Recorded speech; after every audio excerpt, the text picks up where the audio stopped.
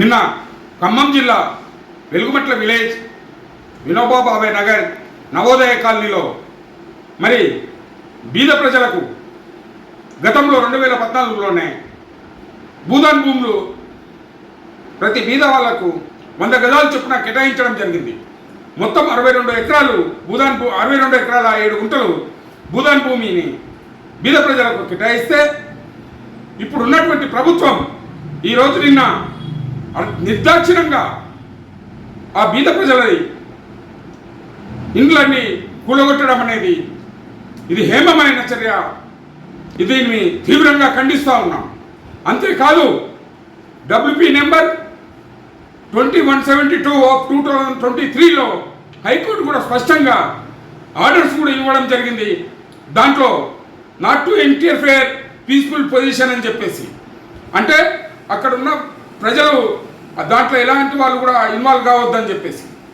మరి ఈరోజు నిర్దాక్షిణ్యంగా మొన్న గత 3 రోజుల క్రితం తొలివెలుగు రఘు క్రాంతిదళ నాయకుడు పృథ్వీరాజన్న గారు వీరు అక్కడ సందర్శించి ఆ ప్రజలకు కరెంటు వసతులు లేకుండా, వాటర్ ఫెసిలిటీస్ లేకుండా గత 7 సంవత్సరాల నుంచి నానా ఇబ్బందులు పెడతా ఉన్నారు. మరి ఆ పిల్లలు చిన్న చిన్న పిల్లలు అక్కడి నుంచి 1 కిలోమీటర్ 2 కిలోమీటర్ల దూరంలో ఉన్న ప్రభుత్వ పాఠశాలలో చదువుకొని వస్తే రాత్రి వచ్చి మళ్ళీ ఏదన్నా రివిజన్ చేసుకోవాలంటే కూడా పిల్లలకు లేని పరిస్థితి, కరెంట్ లేని పరిస్థితి. ఇవన్నీ గమనించి అన్నవాళ్ళు వాళ్ళకి బీద ప్రజలకు న్యాయం చేసేందుకు అని చెప్పేసి పోయేసి వచ్చిన తర్వాత ఇమ్మీడియట్గా 3 రోజుల క్రితమే పోయేసి వచ్చారు తొలివెలుగు రఘు, తర్వాత మరి పృథ్వీదళ నాయకులు పృథ్వీరాజన్న గారు. మరి రాష్ట్ర ప్రభుత్వం వెంబడే నిన్న ఉదయం ఆ ప్రజలకు ఎలాంటి నోటీసులు ఇవ్వకుండా నిర్దాక్షిణ్యంగా వాళ్ళ సామాన్లన్నీ బయట వాడేసి ఇళ్ళనన్నీ కూల్చివేసేసి మరి ఎక్కడో షెల్టర్ కల్పించారు. మరి అక్కడ ఉండే పరిస్థితి కూడా లేదు. బట్టలతో కంటే అన్యాయంగా ఉంది. వాటర్ ఫెసిలిటీస్ ఏమీ లేవు. మరి చిన్న చిన్న పిల్లలు ఈరోజు రోడ్డు మీదకి వచ్చారు. దాదాపు 1200 కుటుంబాలు ఈరోజు రోడ్డు మీదకి వచ్చినాయి. ఇలాంటి చర్య కోర్టు ఆర్డర్స్ కూడా ఇలాంటివి తీసుకోకుండా మరి రెవెన్యూ అధికారులే కానీ, CCLే కానీ, మరి రాష్ట్ర ప్రభుత్వమే కానీ ఈరోజు ప్రజలను ఉక్కుపాదంపై బీద ప్రజలపై మోపుతామంటే ఇక సహించేది లేదు. మేమందరం కూడా ఈ ప్రజల పట్ల నిలబడతామని చెప్పేసి వీళ్ళ పక్షాన హైకోర్టు రిట్ చేయడమే కాకుండా సుప్రీంకోర్టు వరకు కూడా పోరాడి ఆ ప్రజల పక్షాన వాళ్ళ భూములు వాళ్ళకి చెందేటట్లు పోరాడతామని చెప్పేసి తెలియజేస్తా ఉన్నాం. అంతేకాదు నిన్న అవన్నీ రోడ్డు మీదకి చేసే సందర్భంలో RDO గారు ఈ ప్రజలకు వేరే ఏదైనా ఆల్టర్నేటివ్గా మీకు భూములు కేటాయిస్తామని చెప్పారు. మీరు ఏ విధంగా కేటాయిస్తారు? ఫస్ట్ ఆ ప్రజల యొక్క వాళ్ళకి కేటాయించిన తర్వాత కూల్చేది ఉండే మొత్తం కూల్చేసి నీలమట్టం చేసేసి ఇప్పుడు నా చిన్న నిన్న ఒక తూతు మంత్రంగా మీకు ఆల్టర్నేట్గా మీకు భూములు పక్కన ఎక్కడైనా కేటాయిస్తామంటే ఇది ఎలాంటి దుశ్చర్య. పాపం దాంట్లో కొంతమంది మంచిగా ఇల్లు కూడా కట్టించుకున్నారు. వాళ్ళు కష్టం చేసి ఆటోలు నడిపి జీప్ డ్రైవర్గా పనిచేస్తూ కూలీలుగా పనిచేస్తూ రూపాయి కూడబెట్టి వాళ్ళు కట్టుకున్న ఇళ్ళని ఈరోజు నీలమట్టం చేశారు.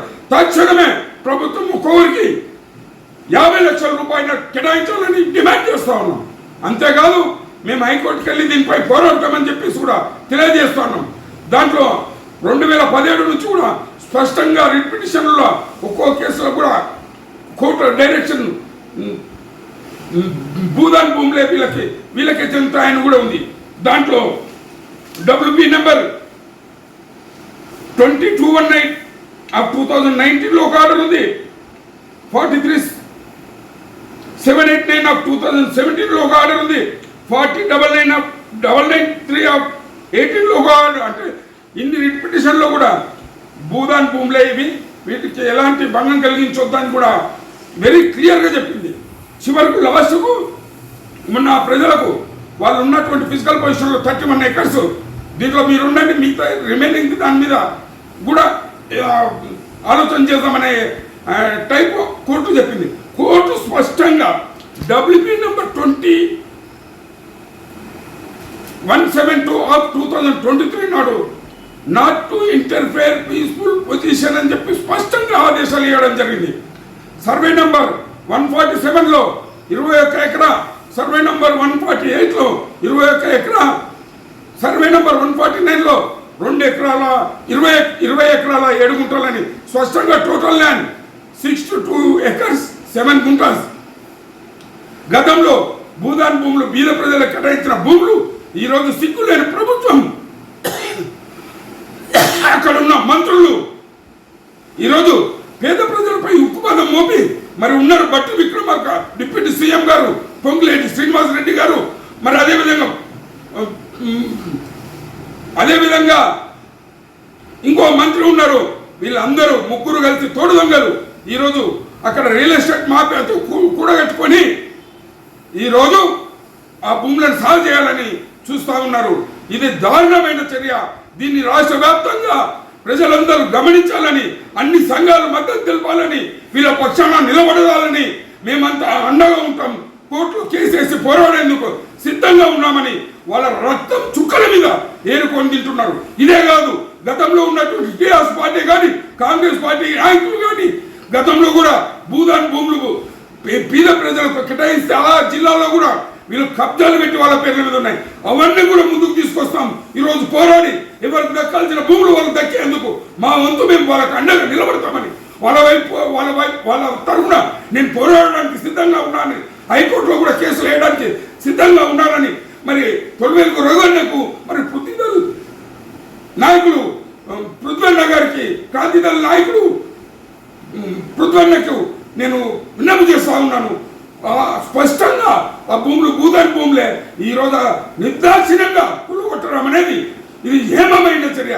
ఇది తీవ్రంగా ఖండించాలని కోరుతున్నాం. కానీ ఈరోజు చిత్తశుద్ధి లేని ఈ న్యూస్ పేపర్లు, ఈ టీవీ ఛానళ్ళు ఒక్కరు కూడా ఇంత పెద్ద ఇష్యూ రాష్ట్రంలో జరుగుతూ ఉంటే ఇంతవరకు ఒక్కరు కూడా టీవీలో కానీ పేపర్లో కానీ ఈ న్యూస్ వేయలేదంటే ఇది చాలా దుర్మార్గమైన వ్యవస్థలు పనిచేస్తూ ఉన్నాయి. దీనికి ముందుండి నడిపిస్తున్నటువంటి అందరికీ కూడా మేము మద్దతుగా ఉంటామని, ఈరోజు అక్కడ జరిగిన బీద ప్రజలకు అండగా ఉంటామని తెలియజేస్తున్నాం. త్వరలోనే హైకోర్టులో కేసులు వేసి వాళ్ళ తరఫున నిలబడి వాళ్ళ భూములు వాళ్ళకి దక్కేటట్లు పోరాడతానని తెలియజేస్తా ఉన్నాను.